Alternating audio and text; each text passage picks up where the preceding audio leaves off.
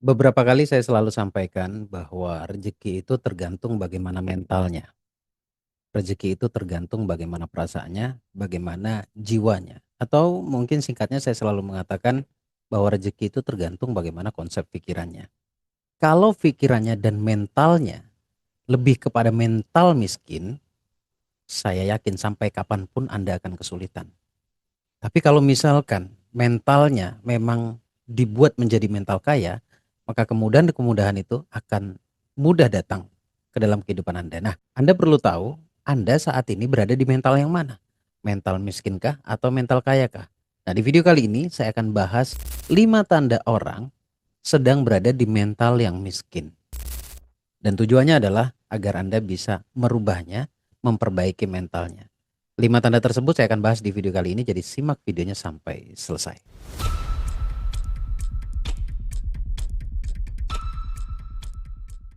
Assalamualaikum warahmatullahi wabarakatuh. Selamat pagi, siang, dan malam kapanpun Anda menyaksikan video-video yang saya buat. Dan untuk yang nonton siaran langsungnya, selamat malam. Senang bisa terus menjumpai Anda dalam setiap kesempatan, termasuk di kesempatan kali ini yang akan saya bahas adalah tentang 5 tanda mental miskin yang mungkin Anda tidak sadar ternyata mental Anda berada di mental miskin. Saya akan bahas 5 tanda tersebut. Baik, langsung saja untuk mempersingkat videonya, saya minta Anda untuk lebih rileks lagi mendengarkan saya karena model video saya ini sedikit berbeda ya. Seperti video kelas atau webinar yang saya akan bercerita, mungkin saya akan menyampaikan materinya poin per poin. Jadi ini bukan video motivasi tetapi lebih kepada video presentasi, video pembelajaran supaya Anda bisa lebih paham tentang alur kehidupan Anda itu seperti apa. Dan kalau ada satu pertanyaan, kesusahan yang Anda alami hari ini itu sebabnya apa? Nah, video-video saya insya Allah akan menjawab itu semuanya. Jadi simak videonya sampai selesai ya. Kita langsung masuk pada inti materinya, 5 tanda mental miskin yang mungkin boleh jadi tidak pernah Anda sadari selama ini. Yang pertama adalah suka mengeluh. Ini pasti perbedaan yang paling mendasar dan paling signifikan antara orang yang sukses dengan orang yang belum sukses, atau orang yang bermental kaya dengan mereka yang mentalnya masih miskin. Maaf ya, saya menggunakan kata itu. Orang yang mentalnya kaya itu lebih cenderung melihat hadiah, melihat anugerah, melihat manfaat. Tapi maaf sekali lagi, orang yang mentalnya miskin itu lebih cenderung melihat permasalahan. Salah satunya adalah karena sebab melihat masalah, akhirnya batinnya mengeluh atau berkeluh kesah. Saya kasih contoh sederhana dalam keseharian kita sih ya. Gaji Anda 5 juta, 10 juta. Tapi ternyata pengeluaran Anda itu sudah mendekati angka yang Anda dapatkan, bahkan mungkin minus. Nah, Anda perlu cek yang muncul pertama kali di pikiran Anda itu apa? Apakah lebih kepada ya sisanya cuma segini. Ya kenapa ya kok saya begini? Kenapa gaji saya selalu tidak cukup untuk mencukupi kebutuhan saya sehari-hari bersama keluarga? Mau cari kemana nih? Ya. Nah, pemikiran-pemikiran seperti itu atau yang muncul di pikiran Anda jika seperti itu, maka itu termasuk keluhan. Hari Jumat kemarin saya menjelaskan di webinar yang saya adakan bedanya protes dan mengeluh. Atau mungkin pertanyaannya, apakah ketika kita menyampaikan permasalahan kita kepada Allah itu termasuk keluhan? Saya jawab begini, beda antara cerita dengan protes. Misal kalau cerita tuh begini, ya Allah, hari ini keadaan saya seperti ini, rezeki saya seperti ini. Kemudian minta tolong kepada Allah untuk diperbaiki semuanya, dibantu oleh Allah untuk memperbaiki semuanya. Itu cerita.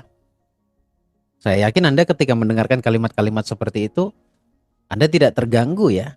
Energi Anda tidak terganggu. Tapi kalau sebaliknya, kenapa ya? Ya Allah, kenapa hidup saya seperti ini misalkan begitu. Kenapa saya kesulitan terus untuk meraih rezeki? Kalimatnya sudah berbeda dan respon perasaan Anda ketika mendengarkan kalimat yang kedua, saya yakin juga berbeda. Perasaan Anda pasti berbeda. Nah, ini bedanya antara mengeluh dengan cerita. Kalau mengeluh itu cenderung protes, kalau bercerita, curhat kepada Allah itu cenderung apa ya? Cenderung ingin mengadu dan memohon pertolongan kepada Allah. Jadi sekali lagi cek apakah mental seperti ini ada di dalam diri Anda? Ada dalam kehidupan Anda? Kalau itu ada, berarti salah satu tanda mental miskin itu ada pada diri Anda. Saya jelaskan di hari Jumat tersebut tentang bersyukur itu seperti apa sih? Apakah bersyukur itu merekayasa keadaan yang tadi kita rasakan sebenarnya nggak enak lalu kita bilang enak gitu? Bukan. Bersyukur itu bukan seperti itu. Kata lain dari bersyukur adalah menikmati dan merasakan. Nah, kalau Anda mendefinisikan kata menikmati itu merekayasa atau memunculkan perasaan palsu gitu, itu bukan termasuk tentang bersyukur, tetapi lebih kepada apa ya, merekayasa rasa mungkin ya.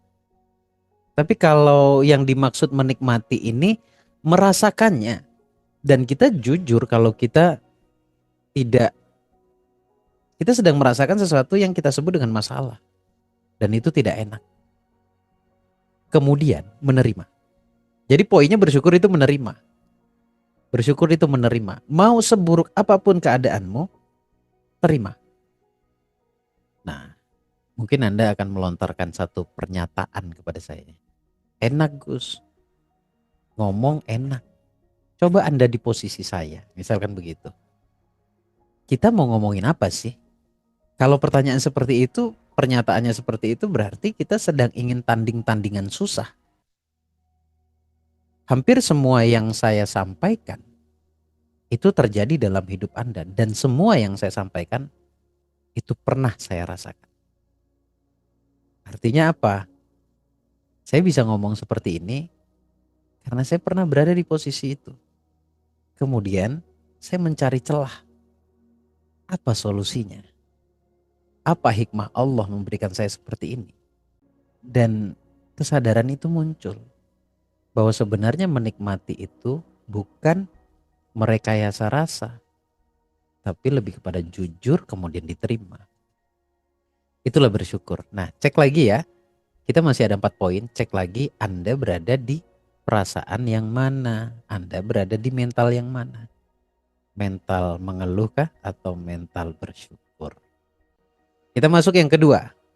Mental yang kedua, tanda mental miskin yang kedua adalah iri atau sinis terhadap kesuksesan orang lain.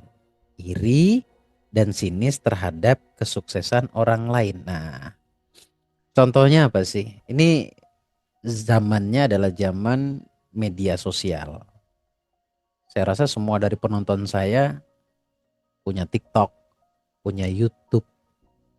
Sekarang yang sering ditonton itu adalah YouTube Short, vlog dan lain sebagainya. Kemudian Anda punya IG, ya. Kita semuanya hidup di apa ya? Berada di circle media sosial. Nah, di media sosial ini banyak sekali orang membuat konten sedekah, anggaplah flexing, menunjukkan kekayaannya. Nah, ketika Anda melihat itu, sekali lagi cek lagi perasaan apa yang muncul di dalam batin Anda. Kalau penilaian Anda ternyata sinis, flexing, pamer lah, apa segala macam, itu riak lah. Intinya sinis, Anda melihatnya dari sudut pandang yang negatif pada kesuksesan dan kebahagiaan orang lain, berarti Anda berada di mental miskin. Sementara orang yang bermental kaya ketika dihadapkan pada hal yang sama, dia akan senang melihat itu. Bahkan dia berandai-andai, jika saya memiliki itu maka saya akan melakukan hal yang sama. Jelas sekali di sini perbedaannya, ya. bohong kalau Anda tidak punya medsos. Buktinya Anda nonton saya sekarang. Sementara saya juga ada di media sosialnya Anda di YouTube. Nah, bagaimana misalkan tontonan Anda itu bukan saya, tetapi tontonan Anda adalah orang-orang yang menunjukkan kekayaannya. Nah, di situ, di bawah sadar Anda, di hati Anda menilai apa? Nah, orang yang bermental miskin tadi itu, dia melihatnya menggunakan sudut pandangnya ke arah yang lebih negatif. Tetapi, kalau orangnya memang dasarnya positif, mentalnya mental kaya, dia tidak akan melihat dari sudut pandang yang negatif. Walaupun tidak mensupport penuh dengan adanya flexing, dengan menunjukkan kekayaan, tetapi dia nggak ada masalah dengan itu. Inilah tanda-tanda orang yang bermental miskin dan mental kaya. Saya kasih perbandingannya ya. Jadi Anda bisa tahu Anda berada di mental yang mana. Itu yang kedua. Kemudian yang ketiga. Ini sambil dicek sekali lagi Anda berada di mental yang mana gitu ya. Walaupun sebenarnya mental miskin itu banyak banget, orang yang berciri-cirikan mental kaya itu juga banyak banget. Tetapi saya kasih yang paling mengena dalam keseharian kita gitu ya. Kita masuk pada yang ketiga, yaitu pelit, kikir, atau takut memberi. Nah, orang-orang seperti ini tergolong orang-orang yang bermental miskin. Ingat ya, saya pernah sampaikan bahwa uang itu punya sifat berpindah. Jadi kalau dia disimpan saja, tidak digerakkan, itu justru menyalahi sifat daripada uang itu sendiri. Jadi bersedekah itu hukum alamnya, ya, memberi sesuatu kepada orang lain itu adalah hukum alamnya yang akan membuat uang itu akan datang kembali ke Anda. Jadi kikir, pelit, takut memberi itu tipe-tipe atau ciri-ciri orang yang bermental miskin. Apalagi cobaan terberatnya katanya begitu ya, apalagi di posisi nggak punya. Gimana mau bisa bersedekah? Posisinya sedang tidak punya, Gus, gitu kan. Justru itu dilatih saat tidak punya.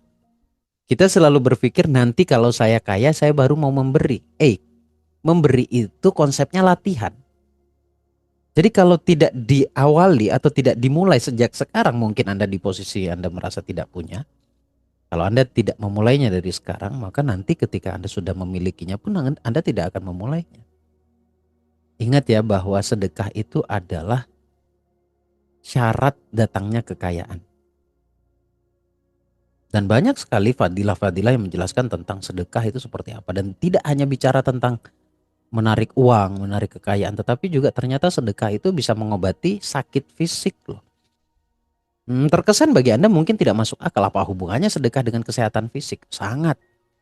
Karena sedekah itu sebagai bentuk rasa syukur Anda.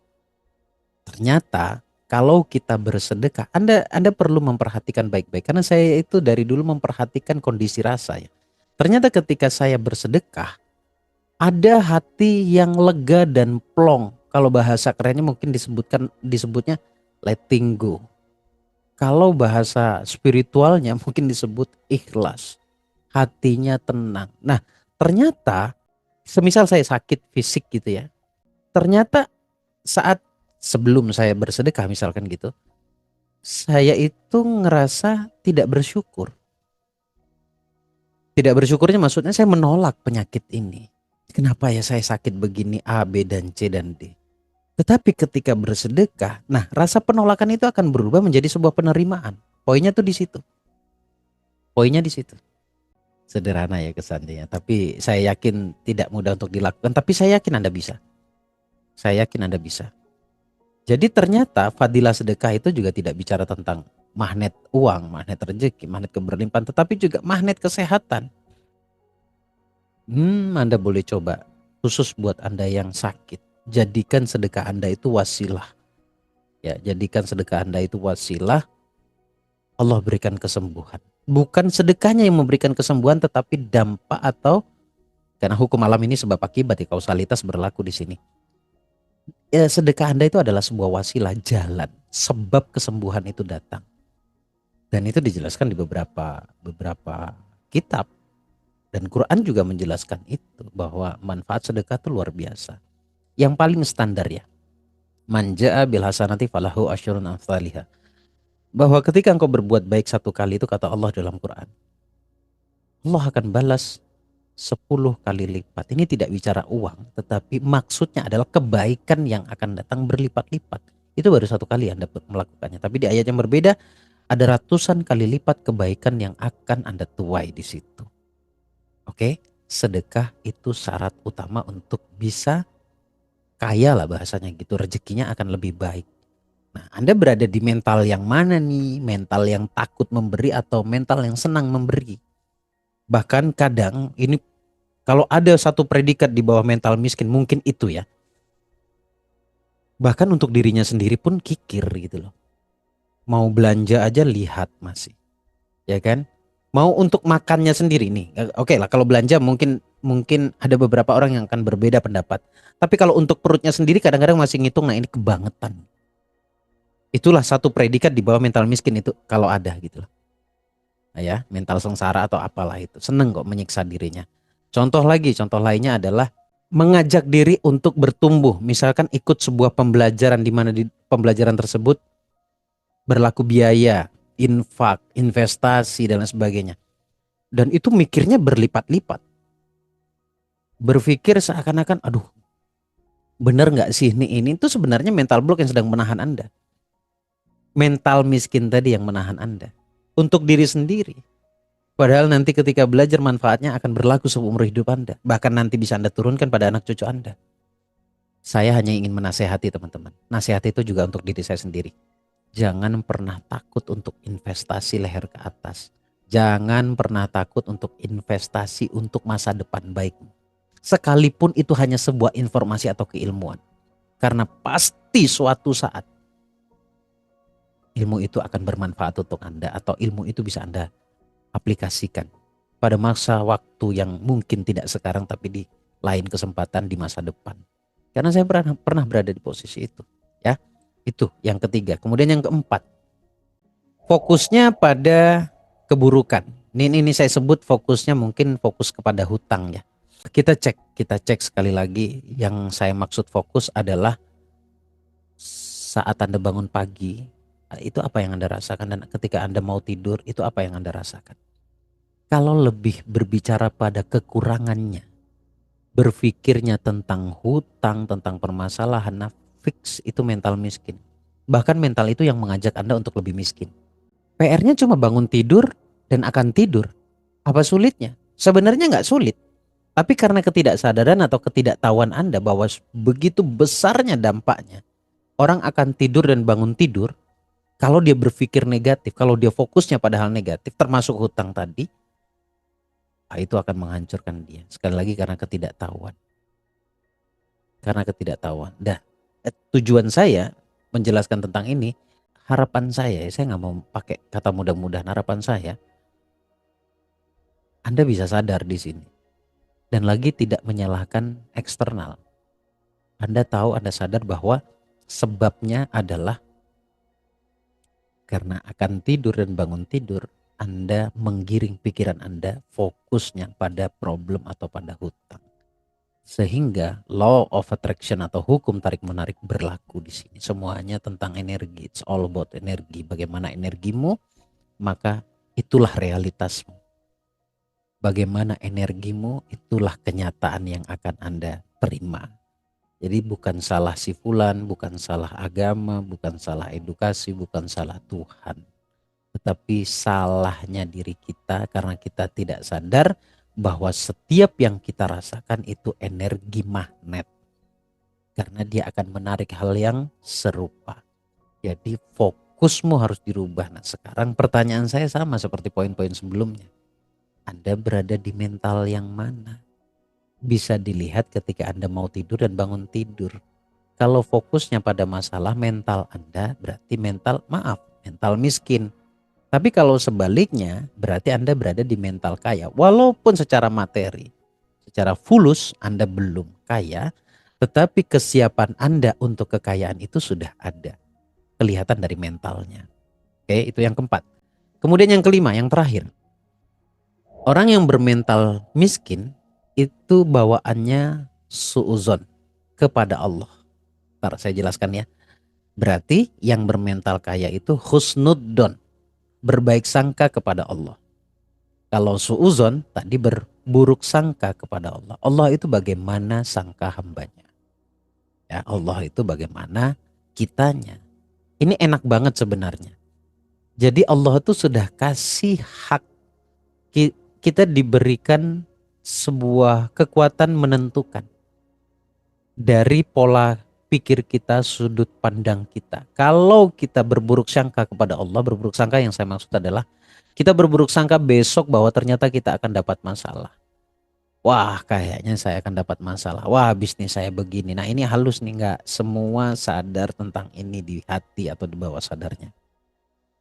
Kalau itu sangka negatif itu, suuzon itu tadi, terus ngendap di dalam hati Anda, ya resikonya besok akan terjadi itu. Balik lagi tadi itu, semuanya tentang energi. Energi yang Anda keluarkan itu adalah magnet. Dalam perspektif agama dikatakan bahwa aku bagaimana sangka hambaku, kata Allah di dalam hadis qudsi itu, bahwa kita menyangka apa besok, maka itu yang sebenarnya kita jadikan manifestasi. Sering saya sampaikan bahwa tidak semua orang tahu tentang atau apa sebenarnya yang menjadi doanya. Walaupun mulutnya mengatakan sehat, kaya, berlimpah dan lain sebagainya, tapi hatinya tidak mencerminkan kata-kata itu, maka sampai kapanpun dia tidak akan pernah bertemu dengan yang disebutkan tadi. Artinya apa? Yang sering terkabul apa yang ada di hatinya. Kalau bertolak belakang dengan kata-kata tadi yang positif tadi, maka tetap saja batinmu itu yang akan dikabulkan. Nah, inilah akhirnya saya selalu menyampaikan bahwa tidak banyak orang yang tahu doa yang sebenarnya kamu panjatkan itu apa. Karena sebenarnya kita sedang berkolaborasi dengan diri kita sendiri, kita sedang berkolaborasi dengan pikiran, ucapan, dan kita sedang berkolaborasi dengan perasaan. Dan perasaan ini penentunya, finalnya ada di sini. Ini manifestasi, endingnya ada di sini, closingnya ada di sini, di hati. Jadi kenapa dalam agama itu selalu lebih dominan berbicara perbaiki hati, perbaiki jiwa, berzikir dan lain sebagainya. Itu tujuannya adalah memprogram pikiran bawah sadar Anda atau hati Anda. Nah, sekarang Anda bisa lihat suuzon yang dimaksud apa nih, mental miskin nih yang seperti apa. Ternyata menyangka besok negatif, besok sengsara, besok susah, besok masalah, itulah mental miskin. Atau sebaliknya Anda hari ini, Anda berada di mental kaya. Nah, mental kaya itu apa? Ya bersangka baik walaupun tidak ada harapan, katakanlah kasarnya begitu ya. Tapi Anda selalu mengatakan, besok lebih baik daripada hari ini. Hari ini gagal, nggak apa-apa besok jadi. Besok gagal lagi, nggak apa-apa besok lusa mungkin akan lebih baik. Besok lusa buruk lagi, mungkin bulan depan akan lebih baik. Nah, ini tipe-tipe orang yang berpikir positif, tipe-tipe orang yang husnudzon kepada Allah tentang nasibnya. Karena dia hanya percaya satu hal, bahwa Allah tidak akan berikan masalah kecuali bersama hikmah di situ. Kecuali bersama solusi dan petunjuk di situ. Nah, ada 5 poin tentang mental kaya dan mental miskin seperti apa. Yang saya sampaikan tadi adalah untuk mengidentifikasi, untuk menemukan kita berada di mental yang mana nih. Mental yang miskin atau mental yang kaya. Nah, teman-teman, apakah saya tidak punya maksud untuk menyampaikan ini semuanya? Jelas saya punya kepentingan di sini. Kepentingan saya adalah satu. Bagaimana dari 10.000 penonton saya atau 5.000 atau mungkin hanya 1.000 penonton saya berharap banget setidaknya 1% saja di antara 1.000 atau 10.000 penonton itu bisa menyerap dan sadar, kemudian bercermin ke dalam diri dan mengakui Anda berada di mental yang mana. Itu teman-teman. Terima kasih sekali lagi, senang bisa berbagi.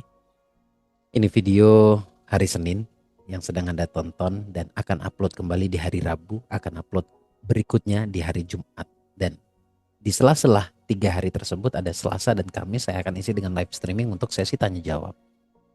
Pantengin terus channel YouTube Bagus Baraja. Selamat belajar. Terima kasih. Assalamualaikum warahmatullahi wabarakatuh.